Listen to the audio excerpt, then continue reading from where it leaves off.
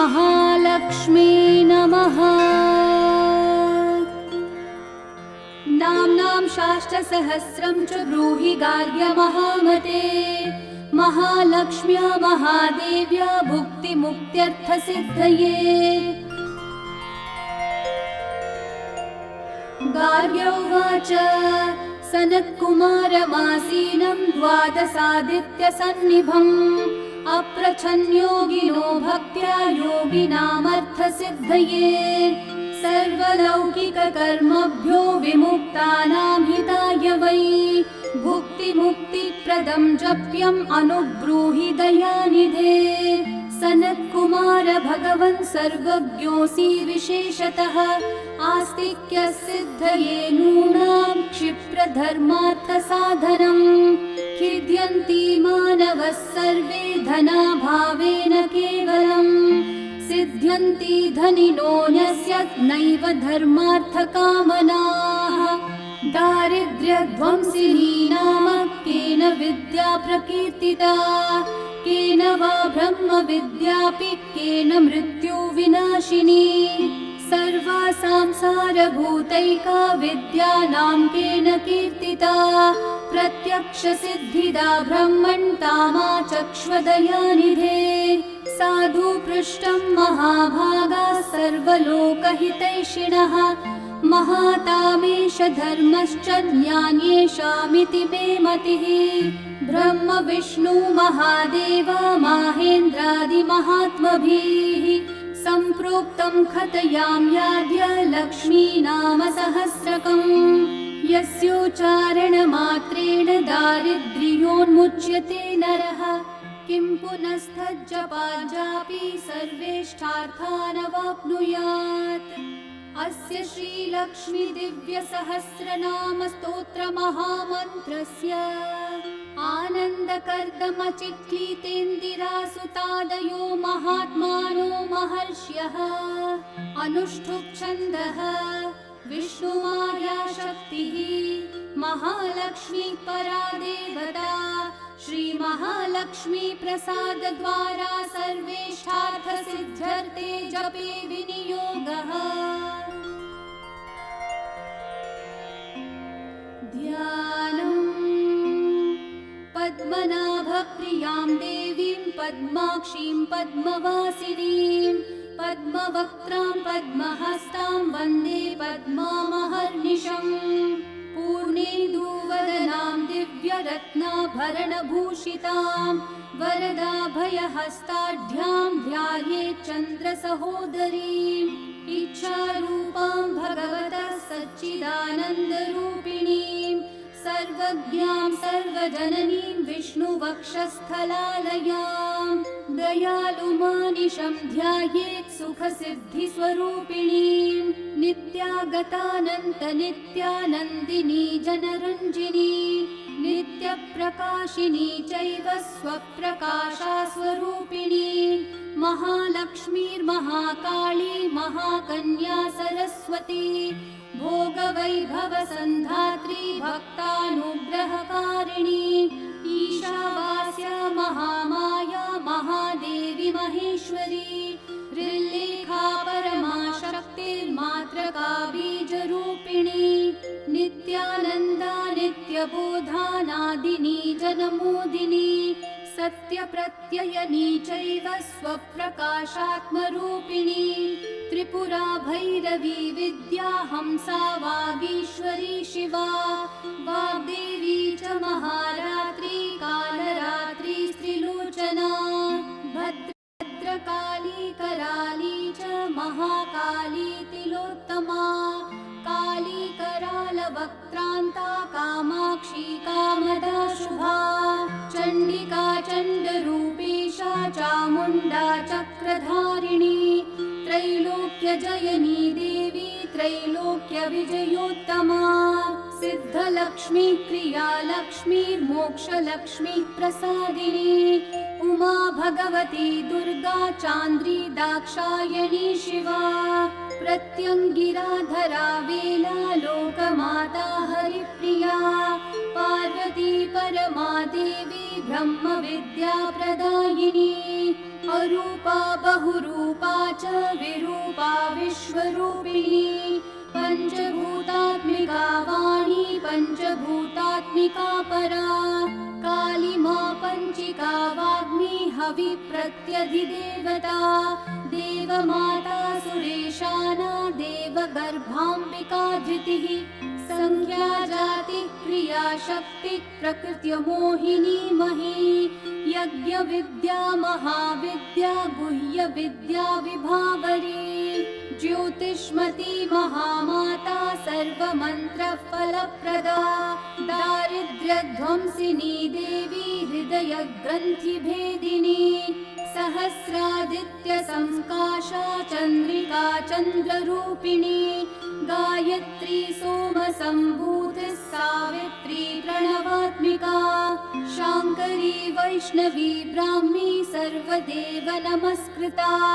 सेव्य दुर्गा कुबेराक्षी करवीर निवासिनी जया च विजया चैव जयन्ती चापराजिता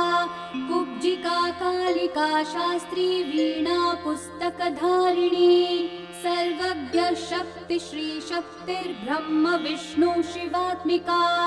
ईढा पिङ्गलिका मध्यां मृणाली तन्तुरूपिणी यज्ञेशानी प्रथा दीक्षा दक्षिणा सर्वमोहिनी अष्टाङ्गयोगिनी देवी निर्बीज ध्यान गोचरा सर्वतीर्थस्थिता शुद्धा सर्वपर्वतवासिनी वेदशास्त्र प्रभा देवी षाडङ्गादिपदक्रमा शिवा धात्री शुभानन्दा यज्ञकर्म स्वरूपिणी व्रतिनी मेनका देवी ब्रह्माणि ब्रह्मचारिणी एकाक्षर परा तारा भवबन्ध विनाशिनी विश्वम्भरा धराधारा निराधाराधिकस्वरा राकाकुहूरमावास्या पूर्णिमानुमतिर्द्युतिः सिनीवाली शिवा वास्या वैशवदेवी पिशङ्गिया पिप्पला च विशालाक्षी रक्षोग्नि वृष्टिकारिणी दुष्टविद्राविणी देवी सर्वोपद्रवनाशिनी शारदा शरसन्धाना सर्वशस्त्रस्वरूपिणी युद्धमध्यस्थिता देवी सर्वभूतप्रभज्जनी अयुद्धा युद्धरूपा च शान्ता शान्तिस्वरूपिणी गङ्गा सरस्वती वेणी यमुना नर्मदा पगा समुद्रवसना वासा ब्रह्माण्ड श्रोणि मेखला पञ्चवक्त्रा दशभुजा शुद्ध स्फटिक सन्निभा रक्ता कृष्णासितपिता सर्ववर्णा निरीश्वरी कालिका चक्रिका देवी सत्या तु वटुका स्थिता तरुणी वरुणी नारी ज्येष्ठा देवी सुरेश्वरी विश्वम्भरा धरा कर्त्री गलार्गला विभञ्जनी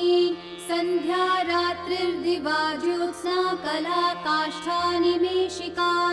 ऊर्वी कात्यायनी शुभ्रा संसारार्णवतारिणी कपिला कीलिका शोका मल्लिका नवमल्लिका देविका नन्दिका शान्ता भञ्जिका भयभञ्जिका कौशिकी वैदिकी देवी शौरी रूपाधिकातिभा दिग्वस्त्रा नववस्त्रा च कन्यका कमलोद्भवा श्री सौम्यलक्षणातीत दुर्गा सूत्र प्रबोधिका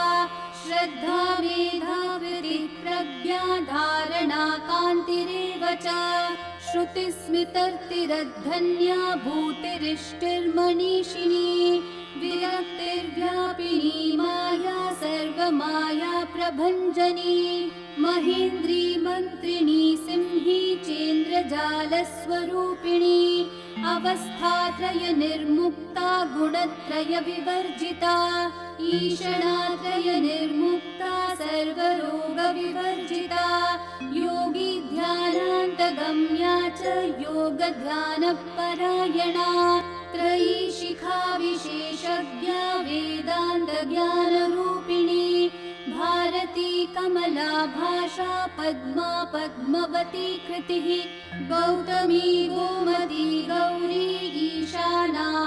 हंसवाहिनी नारायणी प्रभाधारा जाह्नवी शङ्करात्मजा चित्रघण्टा सुनन्दाक्षी मानवी मनुसंभवा स्तंभिनी क्षोभिनी मारी ब्राह्मिणी शत्रुमारिणी मोहिनी द्वेषिणी वीरा अघोरा रुद्ररूपिणी रुद्रैकादशिनी पुण्या कल्याणी लाभकारिणी देवदुर्गा महादुर्गा स्वप्नदुर्गाष्टभैरवी सूर्यचन्द्राग्निरूपा च ग्रहनक्षत्ररूपिणी बिन्दुनादकलातीता बिन्दुनादकलात्मिका दशवायुजयाकारा कला षोडशसंयुता काश्यपी कमला देवी नादचक्रनिवासिनी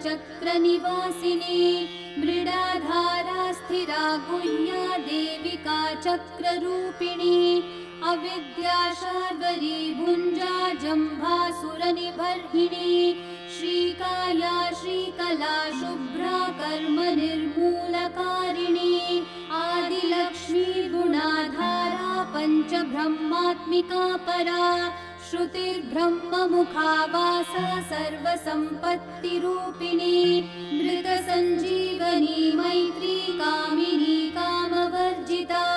निर्वाणमार्गदा देवी हंसिनी काशिका क्षमा सपर्या गुणिनी भिन्ना निर्गुणा खण्डिता शुभा स्वामिनी वेदिनी शक्या शाम्बरी चक्रधारिणी दण्डिनी मुण्डिनी व्याघ्री शिखिनी सोमसंहतिः चिन्तामनिश्चितानन्दा पञ्चबाणाग्रबोधिनी बाणश्रेणी सहस्राक्षी सहस्रभुजपादुका सन्ध्यावलिस्त्रिसन्ध्याख्या ब्रह्माण्डमणिभूषणा वासवी वारुणी सेना कुलिका मन्त्ररञ्जनी जितप्राणस्वरूपा च कान्ता काम्यवरप्रदा मन्त्रब्राह्मणविद्यार्थी नादरूपा हविष्मती आथर्वणि श्रुतिशून्या कल्पनावर्जिता सती सत्ता जाति प्रमामेया प्रमिति प्राणदा गतिः अवर्णा पञ्चवर्णा च सर्वदा भुवनेश्वरी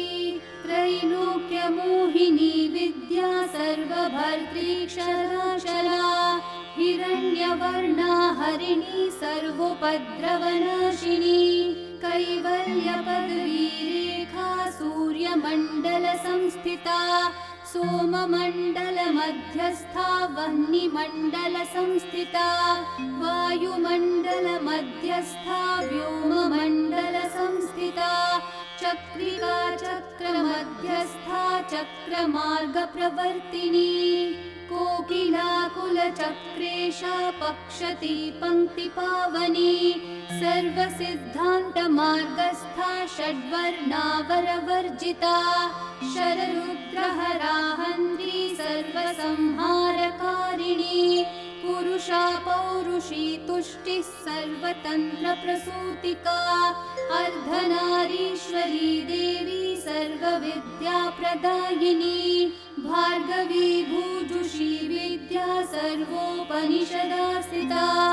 व्योमकेशाखिलप्राणा पञ्चकोशविलक्षणा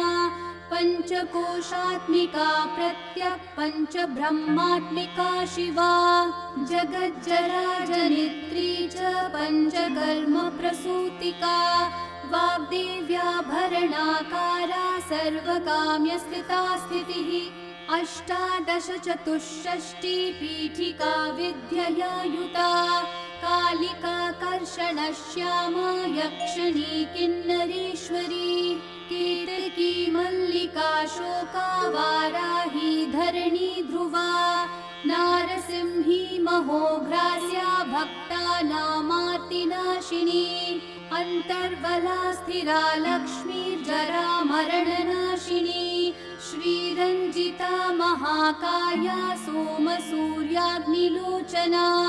अदितिर्देवमाता च अष्टपुत्राष्टयोगिनी अष्टप्रकृति अष्टाष्ट बिभ्राजद्विकृतिकृतः दुर्भिक्षध्वंसिनी देवी सीता सत्या च रुक्मिणी ख्यातिजा भार्गवी देवी देवयोनिस्तपस्विनी शाकम्भरी महाशोणा गरुडोपरि संस्थिता सिंहगा व्याघ्रगा देवी वायुगा च महाद्रिगा अकारादिक्षकारान्ता सर्वविद्याधिदेवता मन्त्रव्याख्यान निपुणा ज्योतिश्शास्त्रैकलोचना ईडा पिङ्गलिका मध्या सुषुम्ना ग्रन्थिभेदिनी कालचक्राशयोपेता कालचक्रस्वरूपिणी वैशारदीमती श्रेष्ठा वरिष्ठा सर्वदीपिका वैनायकी वरारोहा श्रोणिवेला बहिर्बलीः जम्बिनी जिह्मणी जम्भकारिणी गणकारिका शरणी चक्रिकानन्ता सर्वव्याधि चिकित्सकी देवकी देवसंकाशा वारिधि करुणाकरा शर्वरी सर्वसम्पन्ना सर्वपापप्रभञ्जनी एकमात्रा द्विमात्रा च त्रिमात्रा च तथा परा अर्धमात्रा परा सूक्ष्मा सूक्ष्मार्थार्थपरा परा एकवीरा विशेषाख्या षष्ठी देवी मनस्विनी नैष्कर्म्या निष्कला लोका ज्ञानकर्माधिका गुणा सम्बन्ध्वानन्दसन्दोहा व्योमाकारा निरूपिता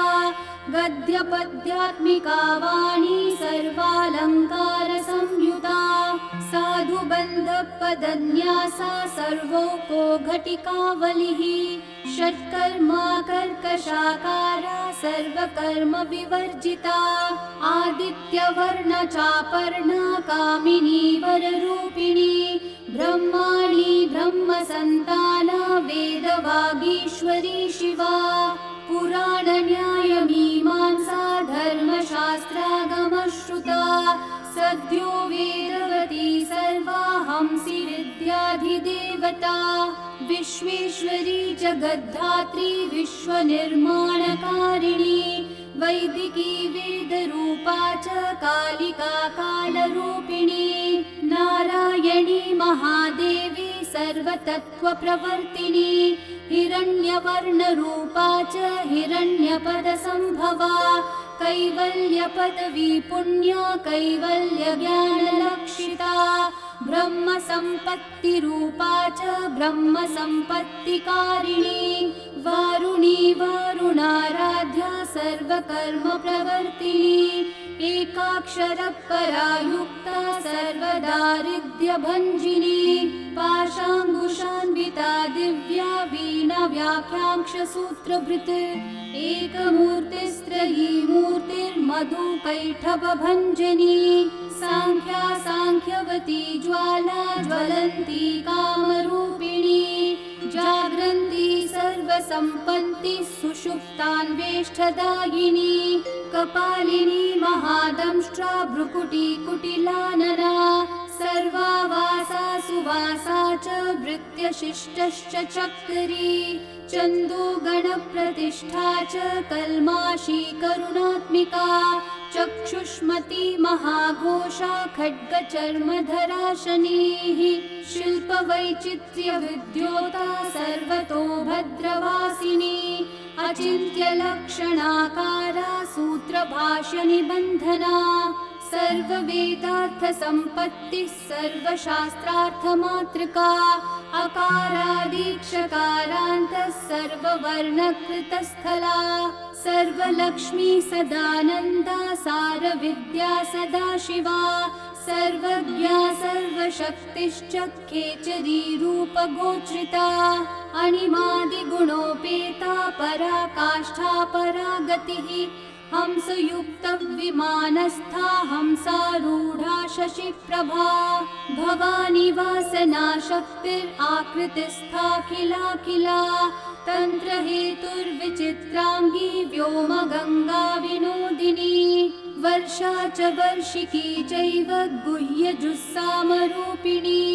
महानदी नदी पुण्या गण्या पुण्यगुणक्रिया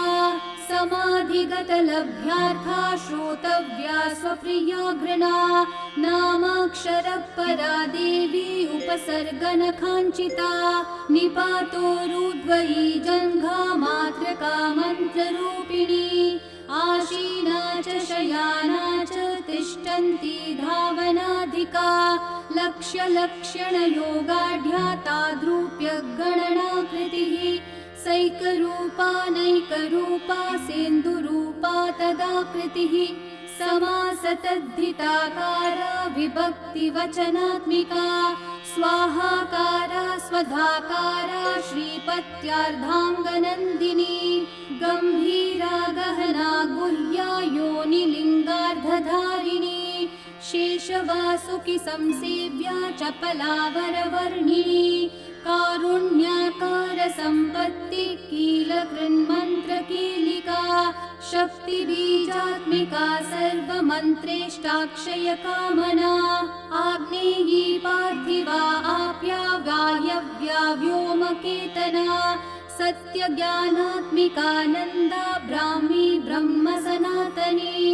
अविद्यावासना माया प्रकृतिः सर्वमोहिनी शक्तिर्धारण शक्तिश्च चिदाशिच्छक्तियोगिनी वक्रारुणा महामाया मरीचिर्मदमर्दिनी विराट् स्वाहा स्वधा शुद्धा निरूपास्ति सुभक्तिका निरूपितद्वयी विद्या नित्या नित्यस्वरूपिणी वैराजमार्गसञ्चारा सर्वसत्पथदर्शिनी जालन्धरी मृडानी च भवानी भवभञ्जनी त्रैकालिकज्ञानतन्तुस्त्रिकालज्ञानदायिनी नादातीता स्मृतिप्रज्ञा धात्रीरूपा त्रिपुष्करा पराजिता विधानज्ञा विशेषितगुणात्मिका हिरण्यकेशिनी हेम ब्रह्मसूत्रविचक्षणा असङ्ख्येय पराधान्तस्वरव्यञ्जनवैखरी मधुजिह्वा मधुमती मधुमासोदया मधुः माधवी च महाभागा मेघगम्भीरनिस्वरा ब्रह्म विष्णु महेशादि ज्ञातव्यातविशेषगा नाभो वह्निशिखाकारा ललाटे चन्द्रसन्निभा भ्रूमध्ये भास्कराकारा सर्वताराकृतिर्हृदि कृत्तिकादिभरण्यान्तर्नक्षत्रेष्ट्यार्चितोदया ग्रहविद्यात्मिका ज्योतिर्ज्योतिर्विन्मतिजीविका ब्रह्माण्डगर्भिणी बाला सप्तावरणदेवता वैराजोत्तमसाम्राज्य कुमारा कुशलोदया बगला भ्रमराम्बा च शिवदूती शिवात्मिका मेरुविन्ध्यातिसंस्थाना काश्मीरपुरवासिनी योगनिद्रा महानिद्रा विनिद्रा रक्षसाश्रिता सुवर्णदा महागंगा पंचाख्या पंचसंहतिः सुप्रजाता सुवीरा च सुपोषा सुपतिः शिवा सुगृही रक्तबीजान्दा हतकन्दर्पजीविका समुद्रव्योम मध्यस्था समबिन्दु समाश्रया सौभाग्यरसजीवातुः सारा सार विवेकदृक् त्रिवल्यादि सुपुष्टांगा भारती भरताश्रिता नाद ब्रह्मं मयि विद्या ज्ञान ब्रह्मं मयि परा ब्रह्मनाडी निरुक्तिश्च ब्रह्म कैवल्य साधनम् कालिकेय महोदार वीर्य विक्रम रूपिणी वडवाग्निशिखा वक्त्रा महाकवलतर्पणा महाभूता महादर्पा महासारा महाकृतः पञ्चभूतं महाग्रासा पञ्चभूतादिदेवता सर्वप्रमाणा सम्पत्तिः सर्वरोगप्रतिक्रिया ब्रह्माण्डान्तर्बहिर्व्याप्ता विष्णुवक्षो विभूषिणी शाङ्करी विधिवक्त्रस्था प्रवरावरहेतुकी हेममाला शिखामाला त्रिशिखा पञ्चमोचना सर्वागमः सदाचारा मर्यादा यातु भञ्जनी पुण्यश्लोकप्रबन्धाढ्या सर्वान्तर्यामि रूपिणी सामगानसमाराध्या श्रोत्रकर्णरसायना जीवलोकैकजीवातुर्भद्रोदारविलोकना तडित्कोटिलसत्कान्तितरुणी हरिसुन्दरी मीननेत्रा च सेन्द्राक्षी विशालाक्षी सुमङ्गला सर्वमङ्गलसम्पन्ना साक्षान्मङ्गलदेवता देहहृद्दीपिका दीप्तिर्जिह्वा पापप्रणाशिनी चन्द्रोल्लसद्रंष्टा यज्ञवाटी विलासिनी महादुर्गा महोत्साहा महादेव बलोदया डाकिनीढ्या शाकिनीढ्या साकिनीढ्या समस्तजुट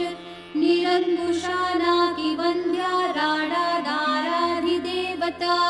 भुवनज्ञानिनी श्रेणी भुवनाकारवल्लरी शाश्वती शाश्वताकारा लोकानुग्रहकारिणी सारसी मानसी हंसी हंसलोकप्रदायिनी चिन्मुद्रालङ्कृतकरा कोटिसूर्यसमप्रभा सुखप्राणिः शिरोरेखा नददृष्टप्रदायिनी सर्वसाङ्कर्यदेशाग्निग्रहोपद्रवनाशिनी क्षुद्रजन्तुभयग्नी च विषरोगादिभञ्जनी सदा शान्ता सदा शुद्धा गृहचित्रनिवारिणी कलिदोषप्रशमनी कोलाहलपुरस्थिता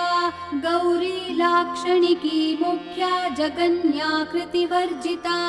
माया विद्या मूलभूता वासवी विष्णुचेतना वादिनी वसुरूपा च वसुरत्नपरिच्छदा छान्दसी चन्द्रहृदया मन्त्रस्वच्छन्दभैरवी वनमाला वैजयन्ती पञ्चदिव्यायुधात्मिका पीताम्बरमयी चञ्चत् कौस्तुभा हरिकामिनी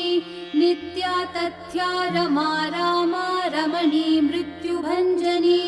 ज्येष्ठा काष्ठा धनिष्ठान्ता शराङ्गी निर्गुणप्रिया मैत्रेया मित्रविन्दा च शेष्यशेषकलाशया वाराणसी वासलम्याचार्यवर्तजनस्तुता जगदुत्पत्तिसंस्थानः संहारत्रयकारणम् त्वयम्ब विष्णु सर्वस्वं नमस्तेऽस्तु महेश्वरी नमस्ते सर्वलोकानां जनन्यै पुण्यमूर्तये सिद्धलक्ष्मीर्महाकाली महालक्ष्मी नमोऽस्तुते सद्योजातादिपञ्चाग्निरूपा पञ्चकपञ्चकम् यन्त्रलक्ष्मीर्भवत्यादिराध्याध्येते नमो नमः सृष्ट्यादिकारणाकार वितते दोषवर्जिते जगल्लक्ष्मीर्जगन्मातर्विष्णुपत्नी नमोऽस्तुते नवकोटि महाशक्ति समुपास्य पदाम्बुजे कनत्सौवर्णरत्नाढ्ये सर्वाभरणभूषिते अनन्तनित्यमहर्षि प्रपञ्चेश्वर नायकी अत्युच्छ्रितपदान्तस्थे परमव्योमनायकी नाकपृष्ठगताराध्ये विष्णुलोकविलासिनी वैकुण्ठराजमहिषी श्रीरङ्गनगराश्रिते रङ्गनायकि भूपुत्री कृष्णे वरदवल्लभे कोटिब्रह्मादिसंसेव्ये कोटिरुद्रादिकीर्तिते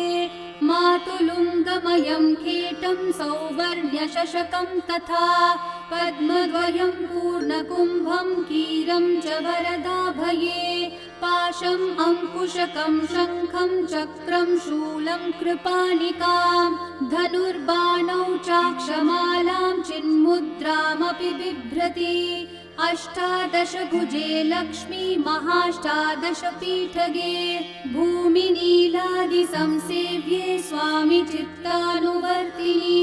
पद्मे पद्मालये पद्मे पूर्णकुम्भाभिषेचिते इन्दिरेन्दिराभाक्षि क्षीरसागरकन्यके भार्गवी त्वं स्वतन्त्रे च वशीकृत्य जगत्पतिः मङ्गलं मङ्गलानां त्वं देवतानां च देवता त्वमुत्तमोत्तमानां च त्वं श्रेयः परमामृतम् धनधान्याभिवृद्धश्च सर्वभौमसुखोच्चया आन्दोलिकादिसौभाग्यं मत्ते भाति महोदयः पुत्रपौत्राभिवृद्धिश्च विद्याभोगबलादिकम् आयुरारोग्यसम्पत्तिरष्टैश्वर्यं त्वमेव हि परमेश विभूतिश्च सूक्ष्मात् सूक्ष्मतरा गतिः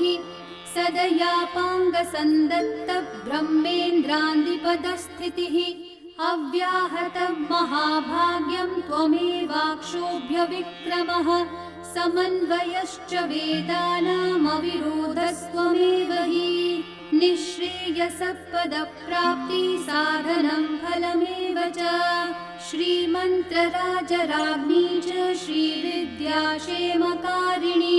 ह्रीं बीजजपसन्तुष्टा ऐह्रीं श्रीबीजपालिका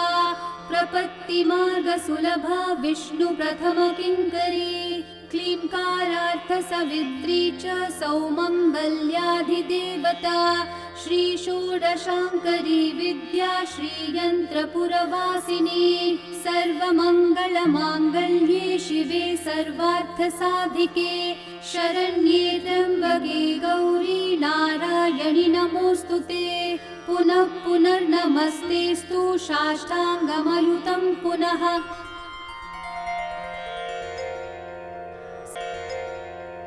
सनत्कुमार उवाच एवं स्तुता महालक्ष्मी बृहरुद्रादिभिः सुरैः नमद्भिरार्तैर्दीनैश्च निःस्वत्वैर्भोगवर्जितैः ज्येष्ठाजुष्टैश्च निःश्रीकैः संसारास्वपरायणैः विष्णुपत्नी ददौ तेषां दर्शनं दृष्टितर्पणम्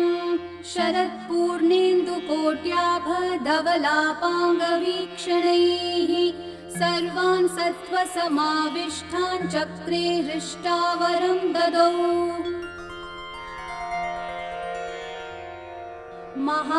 महालक्ष्मीरुवाच नाम्नां साष्टसहस्रं मे प्रमादाद्वापि यः सकृत् कीर्तयेतत्कुले सत्यं वसाम्याचन्द्रतारकम् किं पुनर्नियमा जप्तुर्मदेकः शरणस्य च मातृवत्सानुकम्पाहं पोषकी स्यामहर्निशम् मन्नामस्तवतां लोके दुर्लभं नास्ति चिन्तितम् मत्प्रसादेन सर्वेऽपि स्वस्वेष्टार्थमवाप्स्यथ लुप्तवैष्णवधर्मस्य मद्व्रतेष्वकीर्णनः भक्तिप्रपत्तिहीनस्य वन्द्यो नाम्नां स्तवोऽपि मे तस्मादवश्यं तैर्दोषैर्विहीनः पापवर्जितः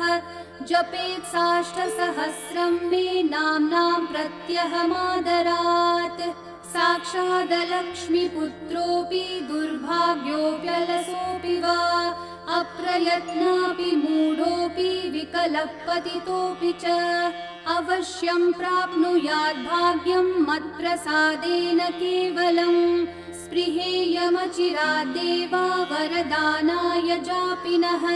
ददामि सर्वमिष्टार्थं लक्ष्मीति स्मरतां ध्रुवम् सनत्कुमार उवाच इत्युक्त्वान्तर्दधे लक्ष्मीर्वैष्णवी भगवत्कला